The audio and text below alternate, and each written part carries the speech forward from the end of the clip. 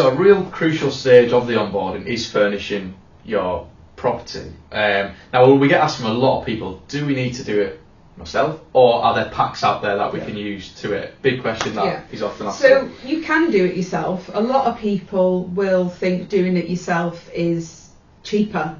But what people don't factor in is the time that it's going to take to put it together.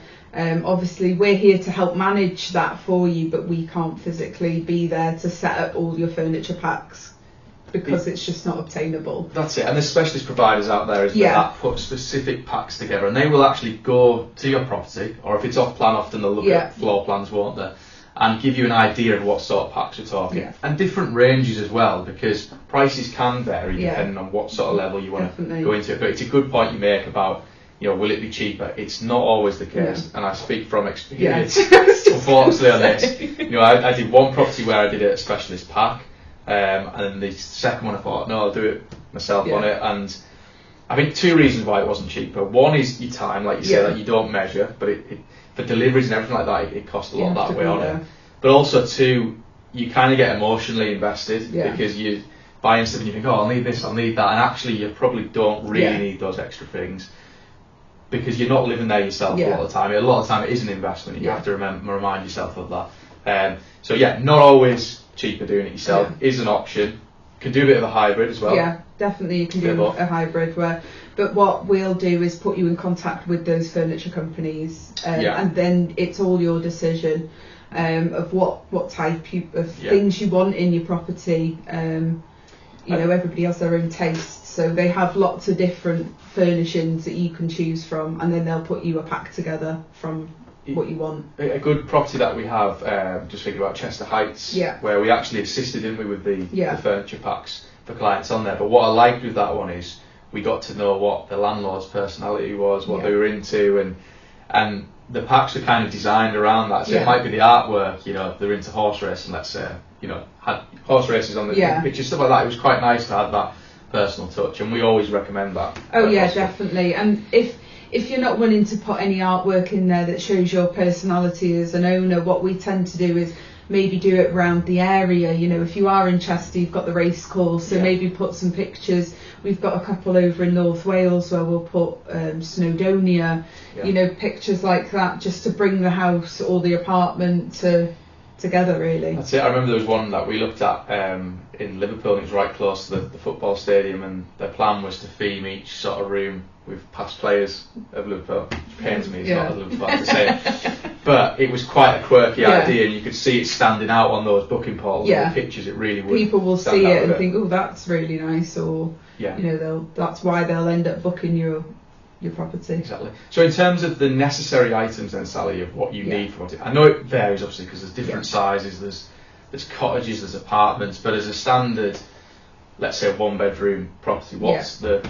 So obviously you'd need your bed, your sofa, your TV, your main things. But with like the furniture packs, they will include all of that. They'll put in your white goods, they'll do your kettle, your microwave, your utensils, cutlery, glasses, you name it, they'll put it in for you. So you don't have to think about anything like that. Whereas if you're doing it yourself, these are the types of things that people forget about. You do forget about plates. But they are necessary for a serviced accommodation. Sometimes you have to live in it yourself or stay in that. You can say, I haven't got that, or and you need that thing with it. And these specialist providers have been through all of that. And they'll even go down to light bulbs. Like if they notice that you haven't got light bulbs for your lamps, or for your ceilings, they'll bring them with them and they'll put them in for you.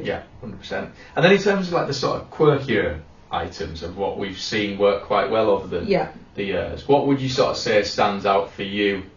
Where Guestz had mentioned that was a nice touch, or you could help with it. I think a lot of owners do put like coffee machines in, things like that. They can be, when you put that on the listing, that can be, who doesn't like a nice coffee in the morning? What I would say with that is I wouldn't supply the coffee pods to put in them, because obviously people will either pinch them, or they'll over have coffee and then you'll have none left, and then having to replenish that can be a little bit more of a cost. But that type of one, sometimes if it's like a really long booking, let's say, it might be a nice touch to put those coffee pads in to start, but after that it's up to them. I think like air fryers is a really good massive one now, isn't it? Anything that's, I suppose, just in your natural day-to-day life that is popular. Yeah, because who uses an oven anymore? I don't. An air fryer, isn't it? Well, that's it. And then there's other things like, again, on my one I have my old Xbox console that I just didn't use anymore. And rather it go to waste, it was put it in there, with families, kids that are staying there. And that always gets really great feedback from people who stay in, is, I didn't realise this was in here. Yeah. Games as well, board games. Board games is a good one. Yeah. Especially if you've got a property that hosts quite a lot. We've got some over in North Wales there that they hold up to sort of 12 people. So we've got karaoke machines. Some properties have hot tubs, things like that, but obviously you can't put a hot tub in a one bedroom apartment, so it just depends on your property. But we're more than happy to talk you through if you do want to put anything extra in. We can let you know what we think would suit your layout. Can add to it as well, can't you? So it might be initially, let's say a hot tub one in a cottage somewhere in the lakes, for instance, you might think at the start, look, I want a couple of years of getting some income in as a standard pack.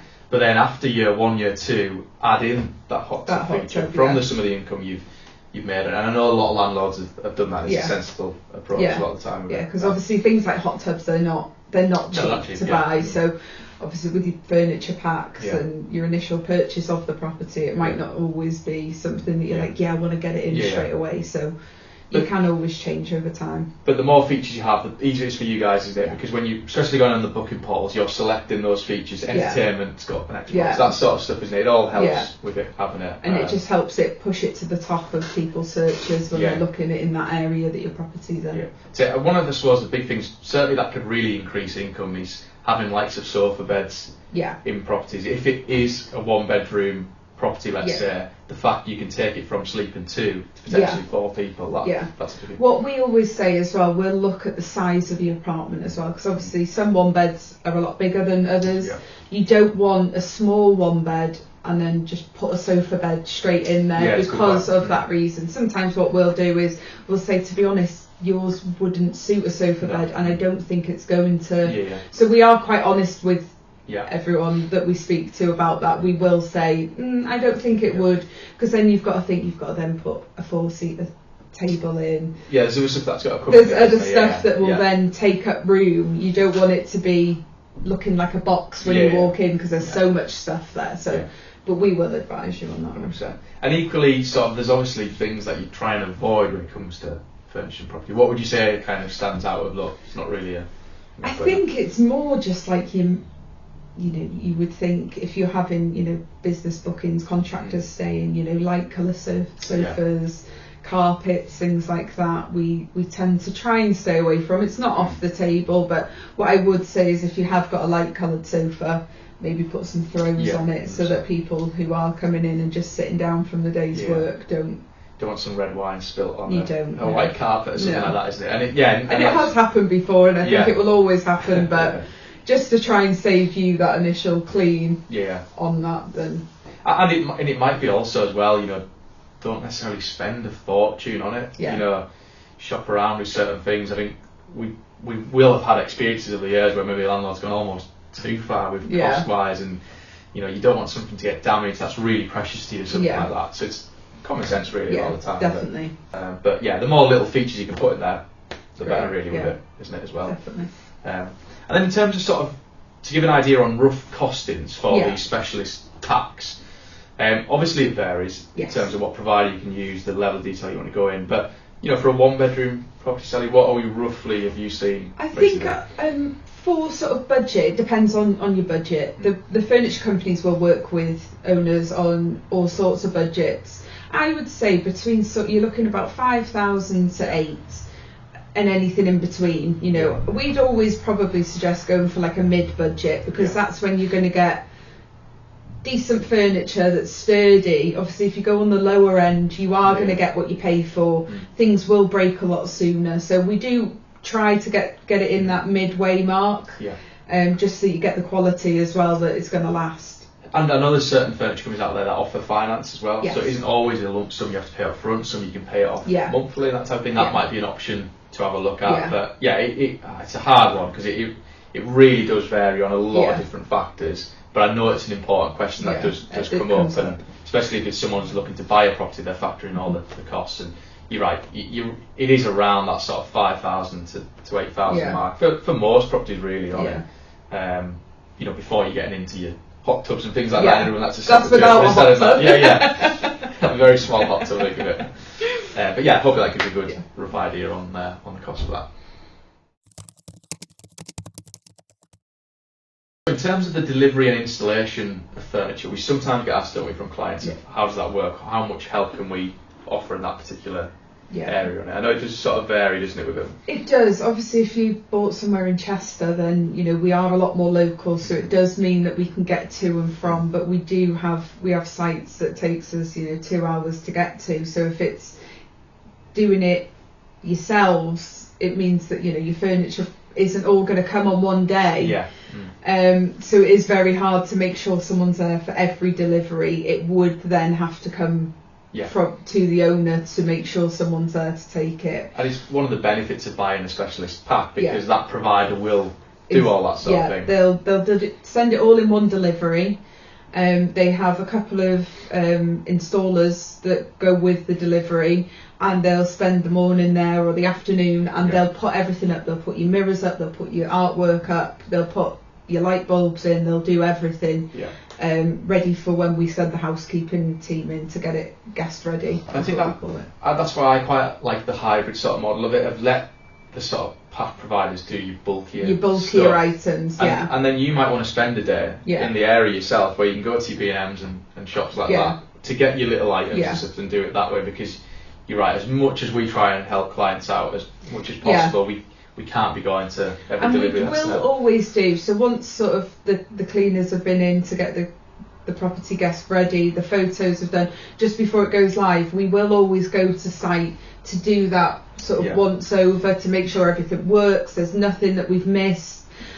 So what we can do is, if you get it all sent to our office, obviously if it's big items, we don't have massive trailers to take with us, but if it's like the smaller items, we can just collect them up in the office, and when we go to site to do those checks, we will take all those items and put them out for you. And even if it's not on the onboarding, but further down the line, we've had times, haven't we, where landlords have said, look, can you just put this in when you're next there, I'll get it sent to your offices. More than happy to help out.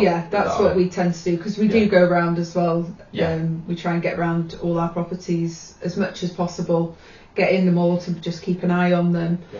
So we'll take them over. And I think as well, important to note at this point, obviously when the furniture's been delivered, there's all kinds of mess that can happen from delivery guys. What we'd advise is, don't get the clean obviously done before the furniture. Let the furniture get all in there, then clean. Clean. And then what they'll do is they'll make the bed, then they'll put out the towels, they put on the finishing touches to make it all come together, ready then for the photographer to go in and take the pictures. Absolutely. So hopefully you found that really interesting. If you do have any other questions that pop up, please do get in touch with a member of the team here at Guestz. And don't forget to like and subscribe.